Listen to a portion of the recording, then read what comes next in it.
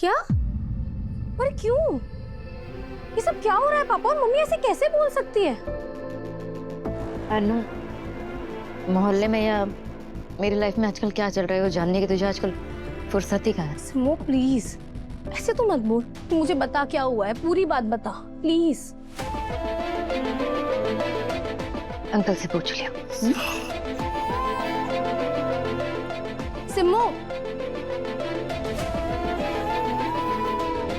पापा ये सब यहाँ पर क्या हो रहा है? और आपने मुझे एक बार भी बताना जरूरी नहीं समझा?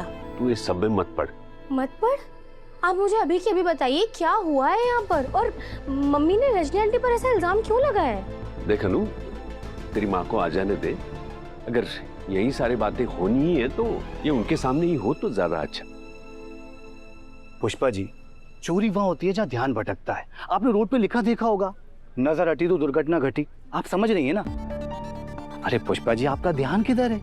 अगर आप ऐसे करेंगी तो चुनाव कैसे जीतेंगी? अब आप ही सोचिए, अगर ऐसे में आपके घर पर चोरी होगी तो ये मोहल्ले वाले आप पे भरोसा कैसे करेंगे? और नेता के लिए सबसे बड़ी बात जनता का भरोसा जीतना होता है। देखिए पार्षद जी, उगते हुए सूरज को देख के ना बहुत से लोगों की आंखें जलती है। मेरे मोहल्ले में भी कुछ लोग हैं मुझसे जलने वाले। अब मैं क्या करूं? मेरी राजनीति तो शुरू होने से पहले ही खत्म हो गई। अरे नहीं पुष्पा जी, आप निराश मत होइए। ये जो छोटे लोग होते हैं ना, छोटी सोच के लोग, ये छोटी चोरी करते हैं, और बड़ी सोच के लोग राजनीति। बस आप एक बार ये चुनाव जीत जाइए तो ये 1 लाख रुपए क्या है, हम 1 करोड़ वसूल कर लेंगे। 1 करोड़ वसूल लेंगे? मतलब अरे मेरा कहने का मतलब पुष्पा जी, वो क्या है ना, सरकार से सब मिल जाता है। अब आपको क्या करना है, सही जगह पर साइन करना है और सही टेंडर पास करना है। राजनीति में ना ये कोई भी घाटे का सौदा है ही नहीं, सारे सौदे फायदे के हैं। 1 मिनट रुकिए।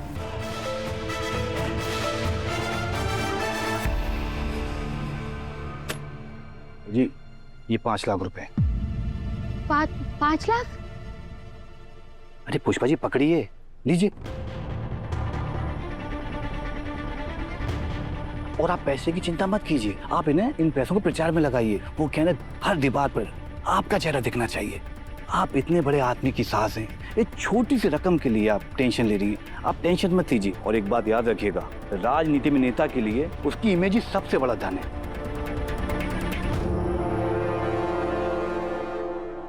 मैंने अपने बारे में झूठ बोला अनु से। गणेश नगर, अलमीरा फैक्ट्री, सब कुछ।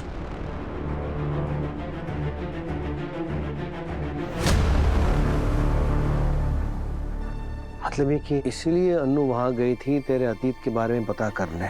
मतलब ये कि मरते मरते जलंधर ने ये कहा था अन्नू से। अरे मैंने बोला था ना कि अन्नू को तुझ पे शक हो गया।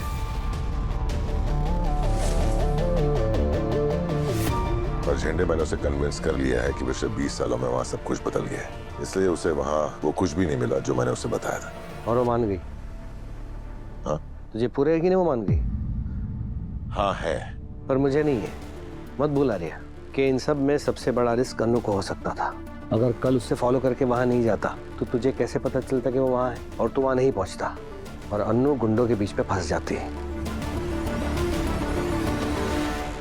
उसके लिए तुझे दिल से थैंक यू बोलता हूँ, पर इसका मतलब ये नहीं है कि तू आगे भी अनु का पीछा करेगा। दोबारा ऐसी हरकत मत करना। ये एडवाइस है, वार्निंग। एक दोस्त की एडवाइस और एक हस्बैंड की वार्निंग।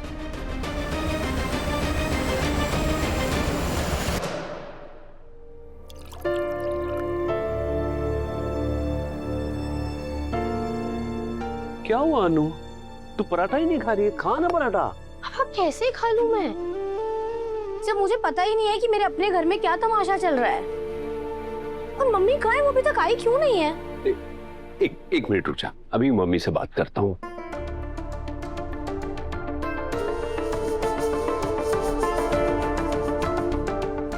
पुष्पा जी तो फोन ही नहीं उठा रही है। तो फिक्र मत कर बेटा, यही मोहल्ले में होगी, मैं भी लेके आता हूँ उन्हें।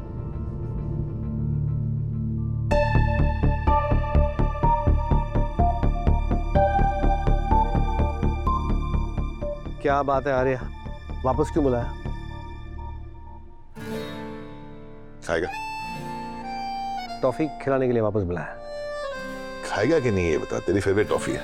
लोग सही कहते हैं कि प्यार में इंसान का दिमाग खराब हो जाता है। Perfect example. अभी कुछ देर पहले मुझे यहाँ वार्निंग दे रहा था और अब टॉफी खिला रहा है। कमाल है। तू खाएगा या नहीं ये बता, टाइम पास मत कर, काम कर, गुस्सा थूक, इसको मुंह में डाल, फिर मैं तुझे गुड न्यूज दूंगा।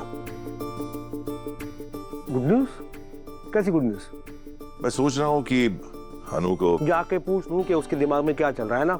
वेरी गुड, बहुत चल जा। मुझे बोलने देगा या खुद ही डिसाइड कर लेगा कि गुड न्यूज क्या है? ठीक है, बोल भाई।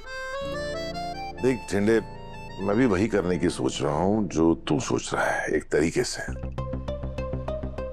मैं अनु को कुछ दिनों के लिए यहाँ से दूर ले जाने की सोच रहा हूँ। परफेक्ट आइडिया, बहुत बढ़िया। देखिए वो रिसेप्शन में जलंधर के इंसिडेंट्स के बाद मैं अनु को उन पे नहीं ले जा पाया, तो सोच रहा हूँ कि अभी ले जाऊं ताकि अनु कुछ दिनों के लिए सबसे दूर रहेगी। बहुत अच्छा है। जाओ जाओ जाओ, घूमो फिरो और ऐसा कुछ कर कि वही सारी बातें भूल जाए, फिर उसे वापस लेकर आना। जब तक मैं आप पीछे सब संभाल लूंगा। जिन्हें मैं जानता हूँ कि पिछले कुछ दिनों से मैं तुझसे सिर्फ लड़ ही रहा हूँ और अच्छे से बात नहीं कर रहा हूँ। देख हम दोनों चाहते वही हैं कि कैसे भी हमारा अतीत हमारे आज में शामिल ना हो, अनु के सामने ना आए। बस हमारा सोचने का तरीका अलग है। तू दिमाग से सोचता है और मैं दिल से। दिल प्यार करता और दिमाग हिफाजत। इस डिबेट को है ना यहीं रोकते हैं। ओके, और टॉफी है। पक्का। देख अभी अनु को ये सरप्राइज दूंगा। यहाँ मोहल्ले में भी कुछ ठीक नहीं चल रहा है और वहां भी मैंने आर्य सर पर शक करके सब कुछ खराब कर दिया।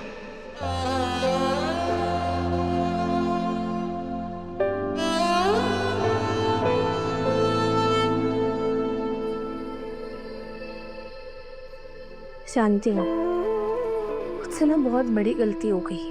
जलंधर ने जो कुछ भी कहा, जो कुछ भी किया, मैं उसमें इतना कैसे बह गई कि मैंने अपने आर्य सर पर शक करना शुरू कर दिया। इन सब चीजों के बीच में मैंने खुद को खो दिया और अपने घर का हाल जानना भी भूल गई। माता रानी, प्लीज ऐसा कर दीजिए कि आज के बाद कभी भी मेरे दिल में, मेरे दिमाग में आर्य सर के लिए कोई शक ना आए। और मुझे ये समझ नहीं आ रहा है कि मैंने ये सब कुछ क्यों किया, क्यों गई मैं उस गीता कॉलोनी। मुझे भी तो समझना चाहिए ना कि 20 साल में बहुत कुछ बदल जाता है। होगा 20 साल पहले वहाँ कोई गणेश नगर, जो अब नहीं होगा, उसका नाम बदल गया होगा। आगे से ऐसा कभी नहीं करूंगी।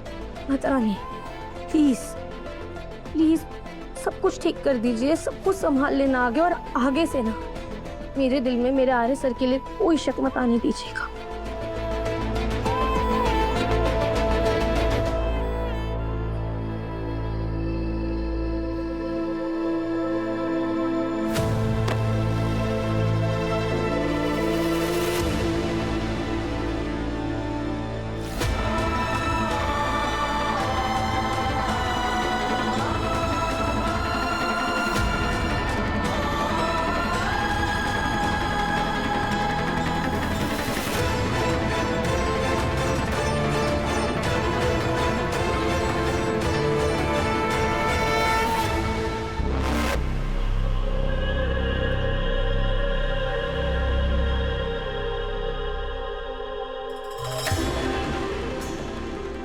अब पहले कहाँ रहते थे?